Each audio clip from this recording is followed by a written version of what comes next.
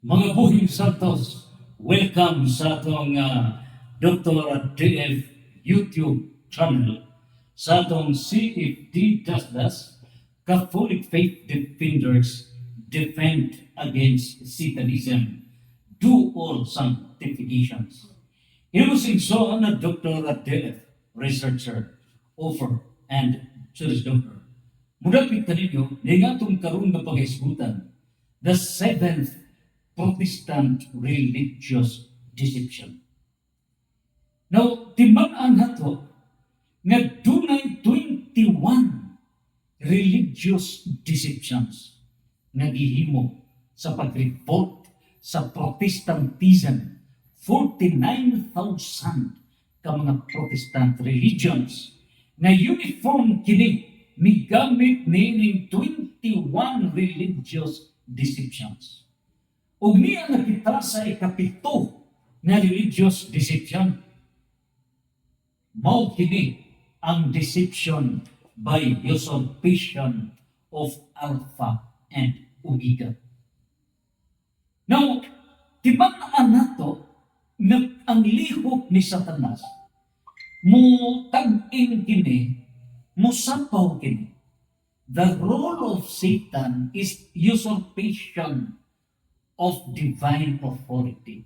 Iyang yugda nga sa pawan, ikaduhang role ni Satanas. Mao ang paglawgaw, paglubog, mao kini paglawgaw, paglubog. That's the role of Satan. Ug mao kini ang dugukan sa deception on limbong nga giwarning ni San na Pablo 2 Corinto 11:14. Pabantay ka mo. Kay si Satanas makahimo sa iyang kaugalingon na anghel sa kahayag. Satan can transform himself into an angel of light in order to deceive people para lang paglimbong, paglinla sa aton mga kaigsunan. Now, meaning puntuha karon unsa ba kining usurpation? Ingon nga dunay 21 ka religious deceptions, mamaura sadna niya ng 21 gan salot. Grabe. Niya ta sa ikapito, deception by usurpation of Alpha and Omega. Now, asa man ato mabasa ang Alpha and Omega? Niya kini sa Revelation 21 verse 6. Ug unsa ang giingon ni San Juan? Natapos na ang tanan.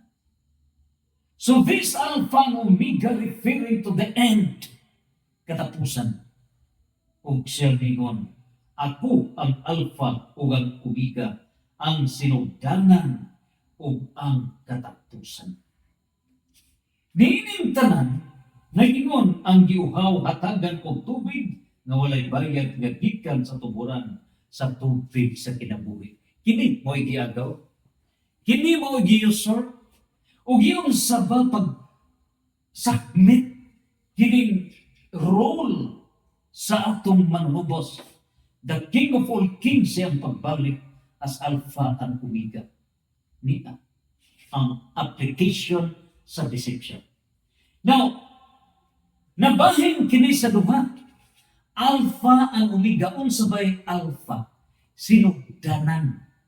So the Alpha referring to the first coming of Christ. Ug ang Omega katapusan, end of the old world, referring na sa second coming of Christ. Din siya mo'y himpe nga muharit nining kalimutan. Now, giyon sa pagpagkumot sa religious deception sa Protestantism, ang Alpha o ang Omega. Grabe. Very maayo yun. Ano, sa ranas na muna, mga naging expert kung saan paggupa. Pero, bisa mo sa ninyo, we have the Jewish doctors, the doctor of correcting the wrong system. Bisa kung saan ninyo, paglimbong, you will be arrested in all forms of deceptions granted in Revelation chapter 20, verse 1 to 3. Pusasan si Satanas. Meaning kung tuha karong deception by alpha, sinugdanan. Christ alone. So, niining kung tuha karon, pag first coming, the purpose of first coming of Christ, mao ang pagluwas sa katawhan. Because the whole world is enslaved in the demon of deceptions, in the kingdom of Satan. O si San Agustin, may padayag niya na in his book, The City of Man. So niining pagtuha karon unsaon man pagluwas, si Kristo mismo mong dalan kamatuoran ug ang kinabuhi. John 14:6, siya mo'y dalan. And his being the way, he implemented the prophecy of Prophet Daniel, chapter 2, verse 44, na ang Diyos magtukod sa iyang gingharian. God has established His kingdom on earth that shall reign forever and ever, and no power can conquer this kingdom. Instead, this kingdom has to absorb and conquer all the kingdoms in this planet Earth. Hindi pa yan nga sa pagpakatao sa Diyos ni ining kalibutan iyang tukuron ang iyang gingharian. And it came true. Matthew chapter 6, 16 verses 18 to 19. Gitukod niya ang maong gingharian o kini gisugdan. The first foundation in the fullness of God's kingdom, it is the church, led by St. Peter. Niining puntuhan karon, mao kini ang iyang pagka-alpha. Sa iyang pag-anin ning kalibutan since musaktaman siya sa langit. So para dunay mo continue, He established His kingdom, the church, and with church authorities, Mateo 28:19-20. So kining alpha, si Kristo, na himo kining, He established His mystical body, and which is the church. Colosas 1:18. And this mystical body, mao ang iyang lawas. Mao kini ang iyang simbahan ngayong itukod. It cannot be separated from Christ na mao ang ulo, the head of the church. It cannot be separated. It cannot be separated. Christ as the head cannot be separated from the mystical body, the church. Dili mabuwag si Kristo ug ang simbahan kay mao kini ang iyang lawas. Nang yun sa bapag cut off ang alpha, yun sa Christ in His first coming established the church. That's the performance of alpha. Ang kini maong simbahan, mao na kini ang mutudlo. This church has to teach the divine plan, divine will, and divine laws. Pero giyon sa kini pagsakmit, how Protestantism deceived this. Gibungkag ang alpha. And how to destroy alpha? Destroy the purpose of first coming. How to destroy the purpose of first coming? Unsaon pagguba sa tumong na mianhi ang Ginoo. Destroy the church. Destroy the church. Ug unsaon man pagguba sa simbahan, focus evangelizing Christ alone. Kristo ra. So focus only, mutuo ka lang ni Kristo, luwas ka na. Mutuo ka lang sister ni Kristo, luwas ka na. Ayaw na paghiskot og simbahan. cut off the church. That is usurpation of Alpha. Gikupa. No more, no less, no mention of any church. Kung sa bakit kasihan sa deception, gitawag ka ng wuwog type of religious deception. Unsa ba ka ng wog? Ato pa ni Dr. Gisterol ang punuan yun sa lingwahe, sinultihan, pamulong na, pisayo. Ang wog, mo kining ulurat ang nagtao. Yan ay tinaidihat nga, putol ang lawas. Mo na'y wog. Gihimong wog ang atong mangukos. A criminal act of Protestantism. No, they destroy the church. They cut off the church by cutting off the church. Christ ang ulura. Christ ra ay ipatuko sa mga tao. Incomplete.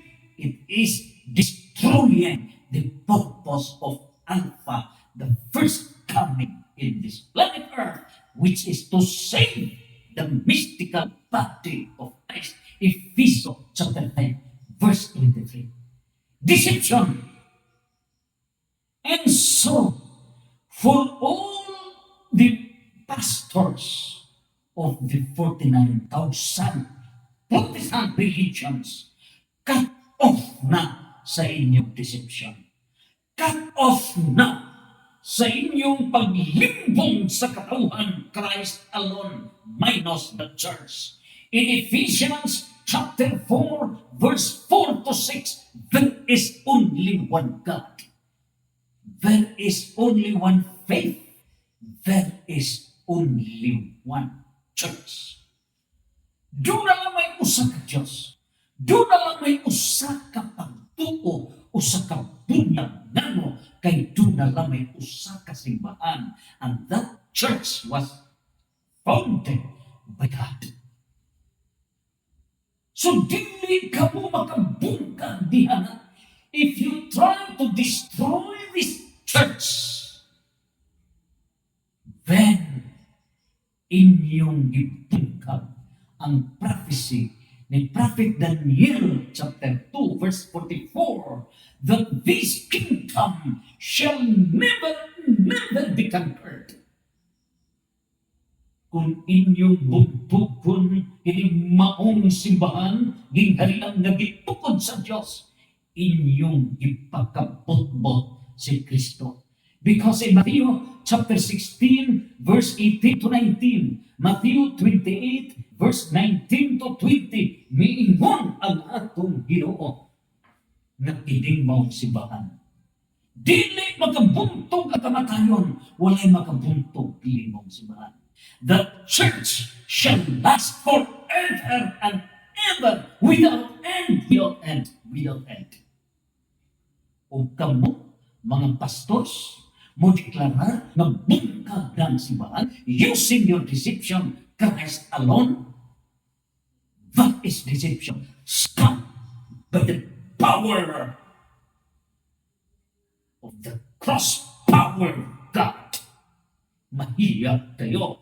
May we pray for the enlightenment, omega of deceptions, omega of deceptions, omega of deceptions. Power of the truth, power of the truth, power of the truth, power of the truth.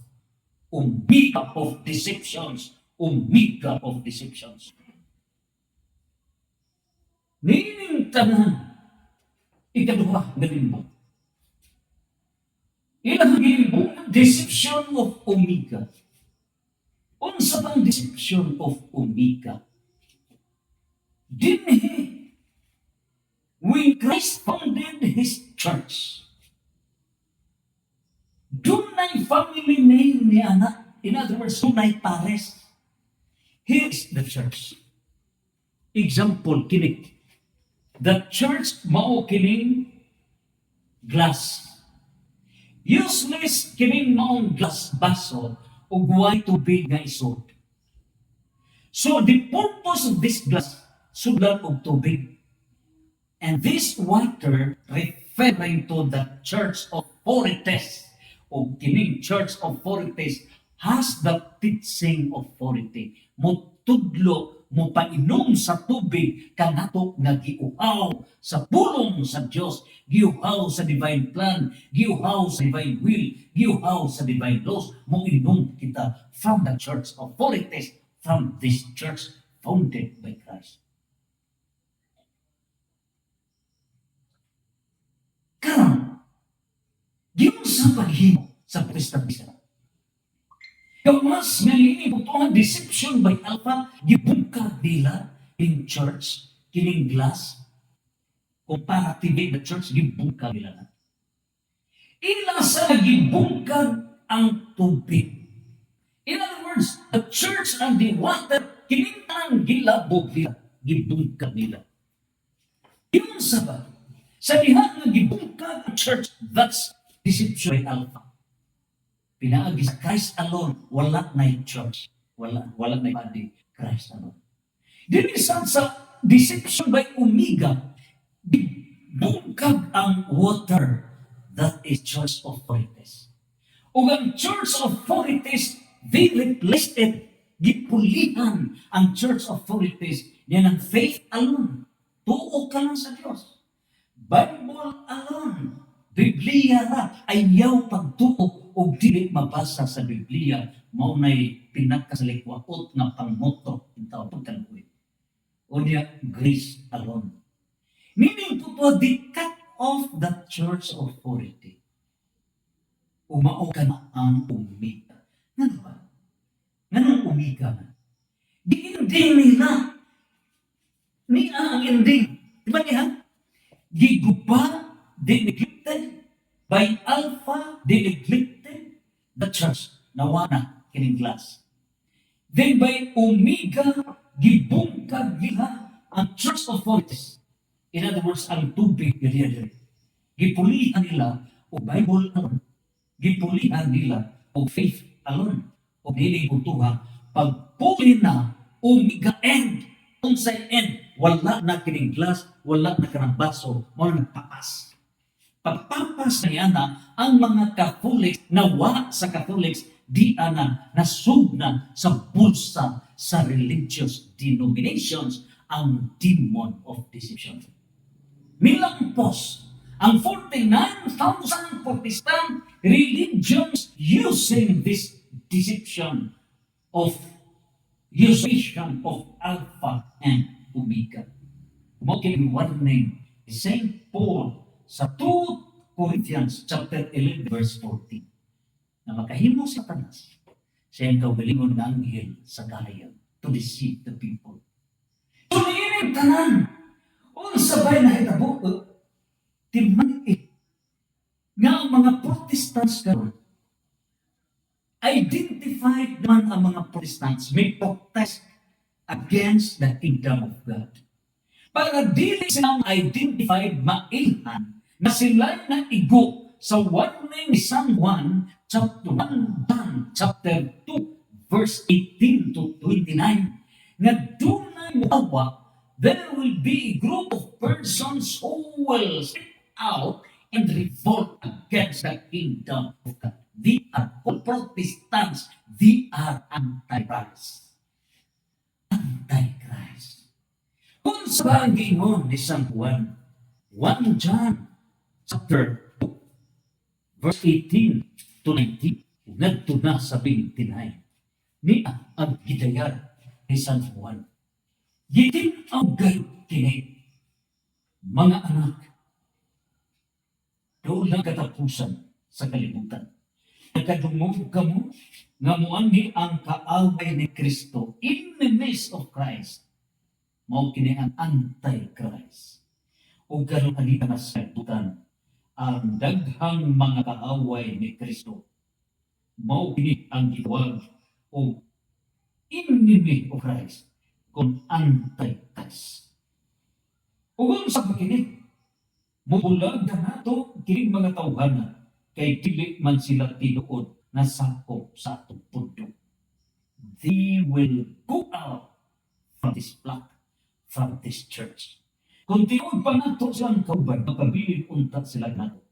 Apan namiya sila, aron mailhan diyo nga sila dili kauban nato. They went out from the kingdom of God. They protested. So para dili sila mailhan nga sila ang merebelde, revolted against the kingdom of God. Dili siya gusto nga tawgon o Protestant religion so that they can evade that warning nga may protesta. Para mag-isip ang mga tao na sila ila sinugo sa Diyos. O bosa, they change the word religion to denomination. Preferably nila ang paggamit sa denomination instead of religion. So that they changed it to 49,000 religious denominations. Kining 49,000 religious denominations all attacking against the Catholic Church, the Christ founders. Karon ang pagtana, atong utikayon unsa ba kining denomination. Ang denomination, duha ka na kakahulugan. One term with two meanings. The first meaning of denomination religious, nagkahulugan grupo, religious group. And that is externally true. So kining 49,000 religions, mo kini ang religious groups, religious denominations, all attacking against the God, the Christ founded church, the kingdom of God. Ikatwa, mo kini ang business purpose. So, pag ingon nila nga denomination, they admitted that their religion, their group is used for a business purpose because musugot kag sa dili. The second meaning of denomination is economic, and that is a denomination referring to the value of a bank note, value of a coin, value of money. That is business. So the essence now of the 49 religious denominations is business purpose. O dili ninyo kini malubag because it is already warned by St. Paul in 1 Timothy chapter 6 verse 5. Gihimo ninyo nga negosyo pagpadato ang reliyon. Imagine, giunsa pagterminawiya ni San Pablo sa una niyang sulat ngadto sa taga Timoteo chapter 6 verse 5. Mingon si San Pablo, nagdahom siya nga ang relihiyon usa ka paagi sa pagpadato. Dinihig ipadayan, they use their religion as the best lucrative business.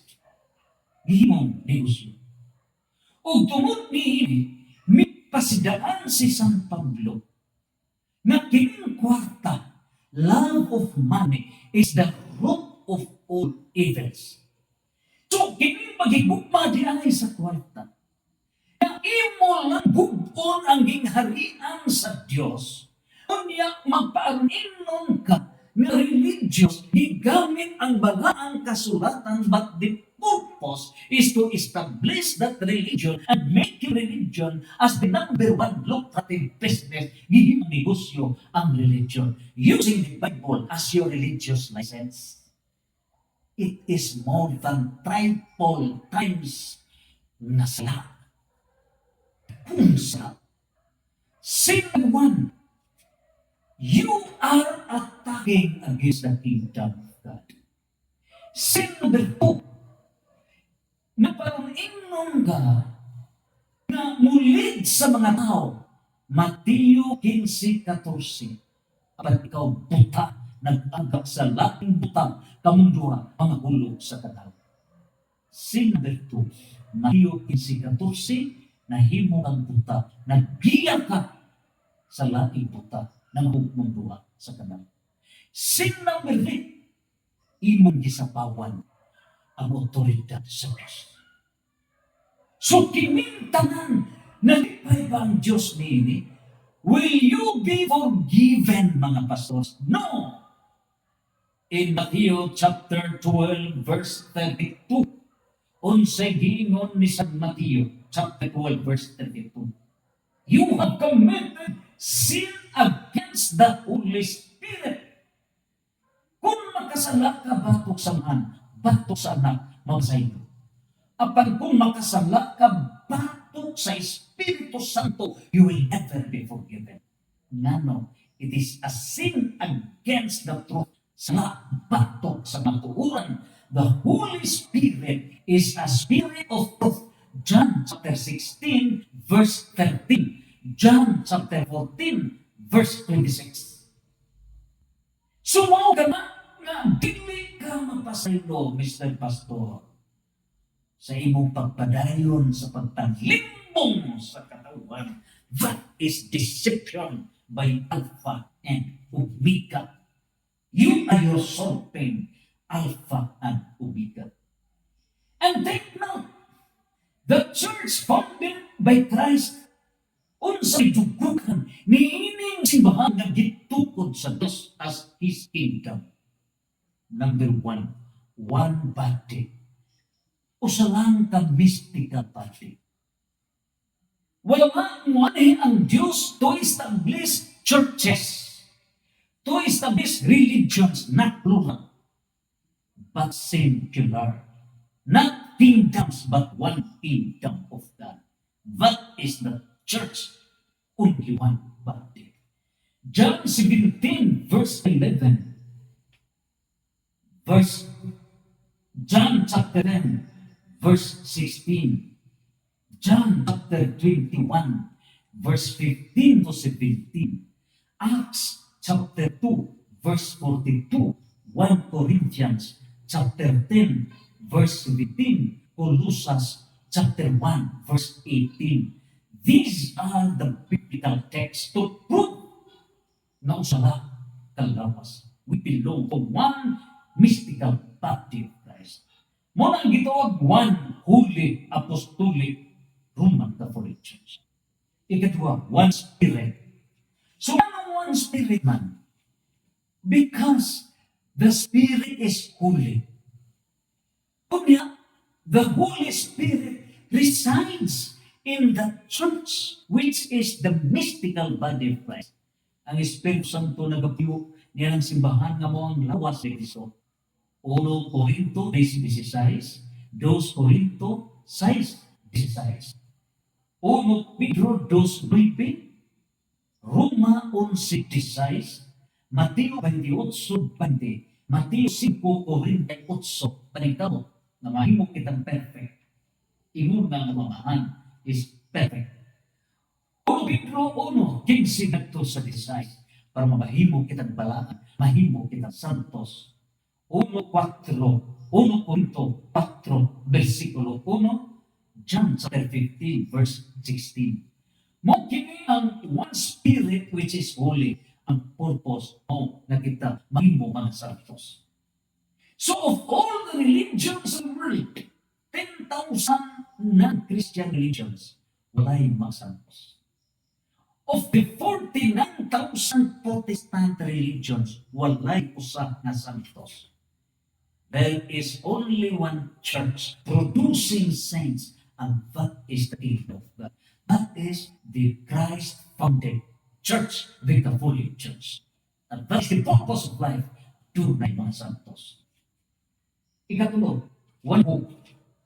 Sunin paglamong, Efeso 4:6, that is universal church. So, in universal English, it is Catholic. So, monay Catholic, katibukan. So, ang teaching authority of the Christ-founded church is universal and uniform. Pero tungod sa private interpretation sa nagkadaiyang mga pastors, ang ilang mga panudlok nagkuyai, nang iabot 49,000 ka mga Protestant religions. There is no such uniformity na kadaiya. Mga born-again Baptist sa Badista and laing mga branches. Ini, nagkalain. Now, because of money, making religion a big business. So meantime, niyaking one hope, that is universal church. Matthew 28, verse 19 to 20, Romans chapter 1, verse 8, nahimong universal Catholic faith, gikan sa Roma. 2 Timoteo 4:8, buot sa Diyos na ang tanan mawas. 2 Thessalonica chapter 2, verse 10, Isaiah chapter 2, verse 2. Ikatulo, nga karakteristik pinigingaritan sa Diyos. There is only one faith. Usa nga ka pagtuo. Ug kining mong pagtuo is founded on apostolic foundation. So niya ang pundasyon sa mga apostles. So ang history of the church can be proven from the time of Saint Peter, chronology hangtod karon 267 po Leo the 14 ang broken ang leadership sa simbahan. Samtang ang mga protestante naglakad ni Martin Luther 1517. Misumpok ang laing relihiyon gikan sa Martin Luther, gikan sa Calvinism, Methodist ug padpa dagdapat nagtukod og lain ni para sa nagmaglain ni sa lain dinner nagtukod lain dihuan og gikan ini lain dinner ni ang maglain sa manalo gikan sa lain relihiyon nagtukod og Iglesia ni Cristo and so on mao ni nakita po. So niining puntuha not founded dili na sukar sa apostles. O nagipatuong na iya gyud ni Kristo, that is deception. Limpong maka-imperno, sin against the Holy Spirit. You will be enlightened. Dan apat kamo sa gahong sa Espiritu Santo. One baptism. Para kabunyag. Mingon si Propeta Daniel, God shall establish His kingdom. And this baptism, Mateo 28:19 sa Bible, bunyagi sila sa ngalan sa Amahan, sa Anak o sa Espiritu Santo. Only one baptism. Ephesians 4, verse 4 to 6. Nangang, only one authorized to baptize, and that is only the church founded by God. Therefore, all Christian religions, all 49,000 Protestant religions have no authority to baptize. Ang inyong gihimong mga Protestante sa mga paghimo magbunyag is usurpation of the authority to baptize. There is only one baptism o ang inyong gibuhat pagpabunyag is usurpation of divine authority mo pagsapaw o kana mao ang katuhanan sa Diyos ko rito 11:14 si Satanas maghimo sa iyong galingon na anghel sa kahayag. You are deceiving the 1 billion Protestant adherents. Now revoke that false baptism, unauthorized, illegal, void ab initio. From the very beginning, your baptism is void, void, void. No legal effect in the name of that. Inyong mga matrimonial arrangements, void ab initio. Only one authority, even covered by the human positive law. There is only one. Matthew 19:6, sacrament of matrimony. So ining tanan usa ang authority. And all what you did, ining tanan timman ninyo. Revelation 11:15, ang bingayan sa Diyos. Mahigit kini in the last days. Di umiga karon hugno tanang Diyos. 1 Corinto 15:24 nato sa 25. All the religious and political authorities which are substantiated by deceptions shall come to an end. And everything is turned over by Christ to the Father. Itong over sa mahal. Umingon sa San Pablo, these deceptions on spiritual demonic deceptions, political authorities, deceptions shall come to an end. Ephesians 6, chapter 10 to 12. O busa kinitanan, miingon unsa gipadayag nga kinitarong mga limpong nakita na sama sa mga ilat na hulog. Luke 10 verse 18 nangahulog kini mga limpong sumugod kini. Revelation chapter 18 verse 1 to 24 mga hugno kining tanan o pusasan si Satanas, the sinful structures. All these deceptions shall come to an end. It will be unsemitable, imprisoned in the jail, in the cave of punishment. Revelation chapter 20, verse 1 to 3. And so meaning tanan ang inyong gihimo na deception by usurpation of Alpha and Omega, bungkag kining tanan ug matuman ang ingon sa Revelation 12 verse 11 nga mutaog ang mga buhi santos pinagi sa tubo sa ating karnero, transubstantiation in the Holy Mass ug sa kamatuoran ni Sanyo nila. That is true apologetic proof o himuon pinaagi sa mga apologetic seminars sama sa gihimo ni Reverend Father Roy D. Bonanza sa Our Lady of Peace on Voyage Begin sa Kalinaw o Mayong Pano Quasilon or Matalumingo every Sunday from July 27 to October 12, 2025 every 2 o'clock to 5 o'clock in the afternoon. O diini mao ang Catholic Faith Defenders defend against Satanism, defending versus Satanism, ang mga deceptions, do all sanctifications, santos, santos, santos, fiat